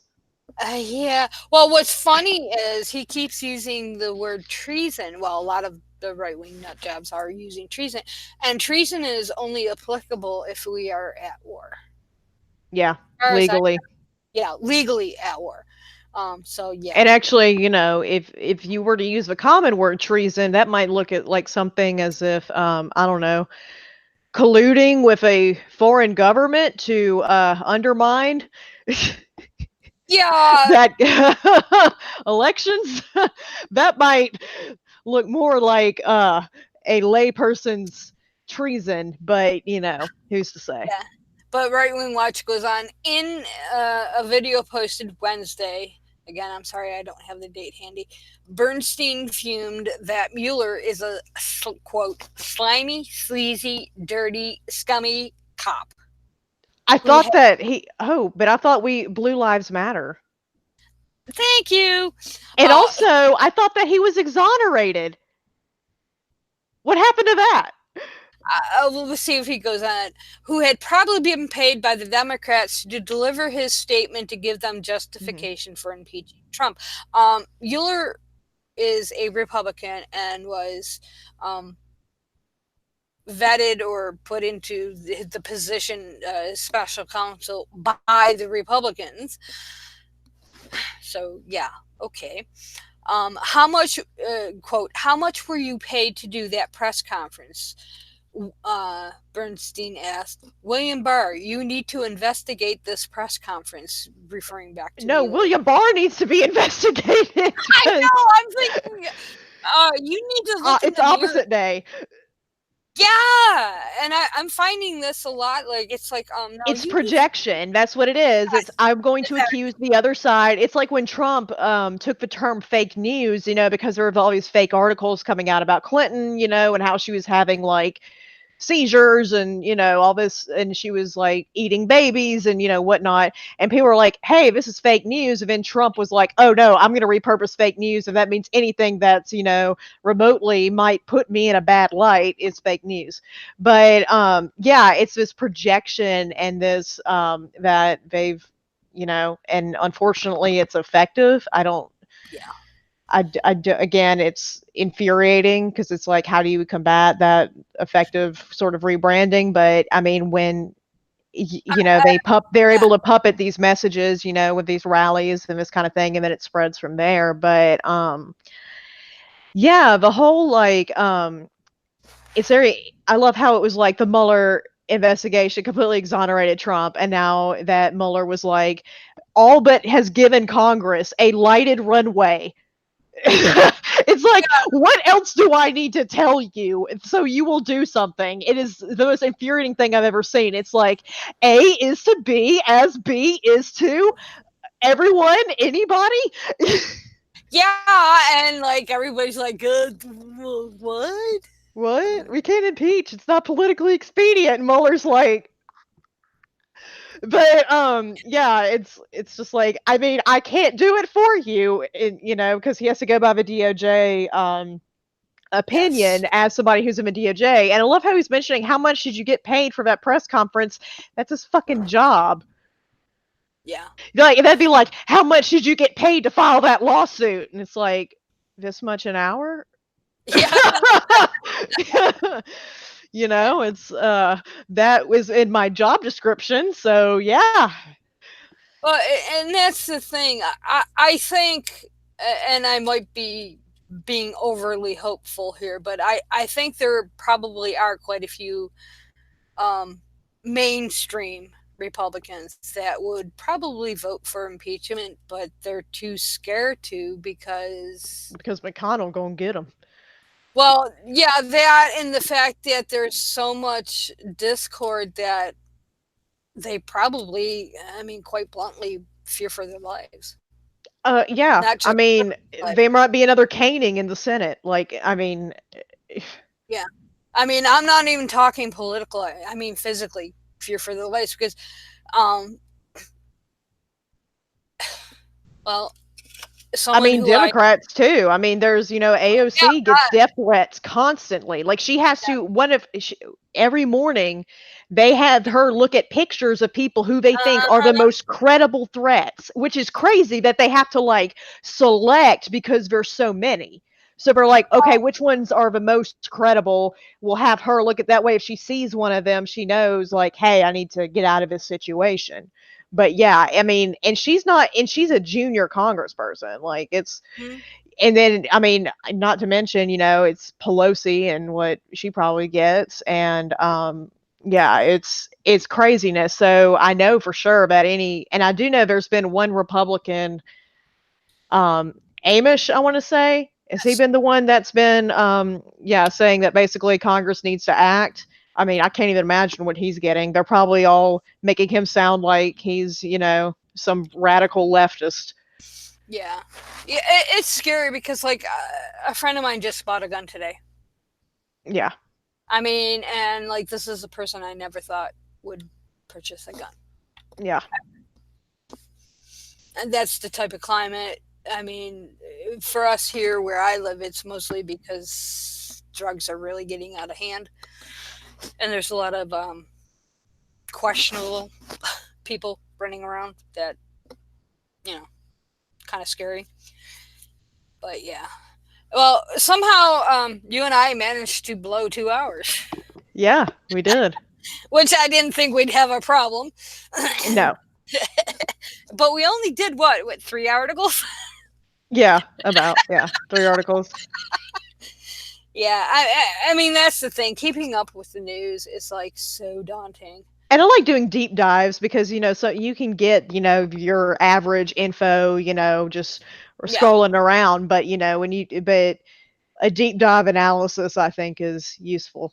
yeah. Well, and the thing is, like I was telling you before we went live, I'm still stuck in shit, literally. Well, not literally, but figuratively. So I've been really focusing on that, and it's Hmm. like I've been trying to ignore the political bullshit because it's just, to be honest, so fucking depressing. Yeah, and I mean, And it's to an like, extent, I have too, as much as I can. I mean, I've always been like but a I political news still, junkie, but yeah, and that's a hard thing to break. And it's like I look at some of the people who have withdrawn from podcasting. Some are taking hiatuses, etc., or just don't have the time. I know part of the reason Sam's not here is because she had to work. And honestly, it's like I told her, I said if I didn't have Mondays off because we are physically closed, I would have a tough time too. So real yeah. life, and you were out in Nebraska in the middle of fucking nowhere. The lights at my hotel went off. That's for no reason. There was no storm or anything. It just the electricity went out. So yeah, that's where I was.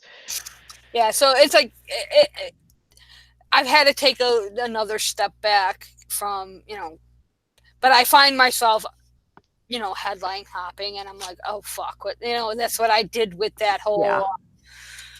American Fuel thing, the first story we did. It's like Freedom Fuel. I'm like, no. And I'm like, Yeah, I saw that, and like I said, because you had to remind me, I think my brain just was like, I don't need that information, and just like yeeted it out of my brain. yeah, It was just like, and I'm nope, like, the more, maybe this is, and then I was like, I clicked on it, and I clicked on a link, and I'm like down this rabbit hole. And I was like, of no, freedom gas. yeah, it's like, Y'all be sure to heat your homes with freedom gas. yeah, it's like there's just so much crazy. I don't think we can I really mean, you make. can't go over it all. Yeah, Yeah, but you can go exactly. over some of it. That's what I mean, I at least we want can do some. to do. I want to do all of it, and it's like, no, you can't do all of it because it's like it's overwhelming. But I think the biggest thing for me, what I've been trying to focus on, is the bullshit with demonizing the LGBTQ folk, especially with the whole transgender issue. I just find that so disheartening because I went through my list again, my friends list on Facebook, just out of curiosity, and I have like 250 ish friends on there, and about half of them are transgender. And I'm thinking, holy Yeah. fuck. And it's like, I have at least 75 to 100 friends that are terrified, and that bothers me. And it's like, so I've been kind of trying to follow it, but it's, I mean, there's still issues I don't understand completely, but it's like I don't like the fact that I have friends that are terrified to leave their houses. So I've been trying to focus on that instead of the crazy coming out of the White House, but that's not easy to do either. Oh, yeah. So, Miss Morgan, where can we find you? All right. Well, you can find my apparently insightful, and thank you for that, Twitter account at Mostring, Mostring. You can also find me on Instagram on that same handle, and you can find me on Facebook, Morgan L. Stringer, and that is it. And I just got a message from Sammy. She just got out of work and she sends her love to all our listeners. And you can find her primarily on Facebook under Samantha Mondegreen. I slaughter Hmm. her last name every time I try to say it. Um, but she will friend you or at least query. So give her a shout out. And I'm going to reiterate, I really do find, because as I said, I think it's because of the age difference and also the fact that you are Southern and I'm Northern. I'm a Yankee. I Yeah, find so I, being in the South is very different. I think that might be also a big part of it is that, the just I'm in a completely different region and it's like a you different are world. literally, yes, literally a different world from where I grew up. I won't say where I live Yeah. now because it's really kind of weird here. But and I also recommend Trish's follow her feed on Facebook. She puts out some very thought provoking articles, and uh, of course, Riss and Kelly, if you want to follow trans issues. And there's a whole fuckload of people. So, if you're looking for somebody to follow, just click on Morgan or Mines or Sam. You'll find something of interest. But yeah, easiest way to find me is on Twitter, Dune998, and that connects to Havoc and Cast, my blog, which, as I said, I'm primarily writing about the poop cult still. Um, but I have been putting out some atrocities of the church, i.e., priests that like to fuck little kids, um, and other sundries. There's been a lot of financial scams, Ponzi schemes, too lately. So Yeah. watch your money, folks. But Yeah. I post about that, and I generally I just aggregate the news. I don't really write too much about the bullshit. I just post the stories so they're all in one place. And then, of course, you can find me on Facebook and YouTube, although I haven't put anything new on YouTube because I'm like really lazy and I don't feel like editing. I discovered that 15 minutes of video takes me about 2.5, 3 hours to edit. So, but and I hate hearing my own voice. I get sick of it after a while. But YouTube and Facebook, you can find me under Beth Annie Hambridge. Next week, I'm trying to remember if I have a guest lined up. I'm still working on getting some guests. I'm going in a little bit. Oh, I'm waiting on confirmation. So we should be here next week. I'm not sure quite yet what we're going to talk about, but um, I'm working on a few guests for us to, so you don't have to listen to us babble. But I like babbling, so Oh yeah. especially you know crazy news. But so thank you, and you all have a great night, and see you next week. Bye. Bye. Happy Pride. Ah, oops, wrong button.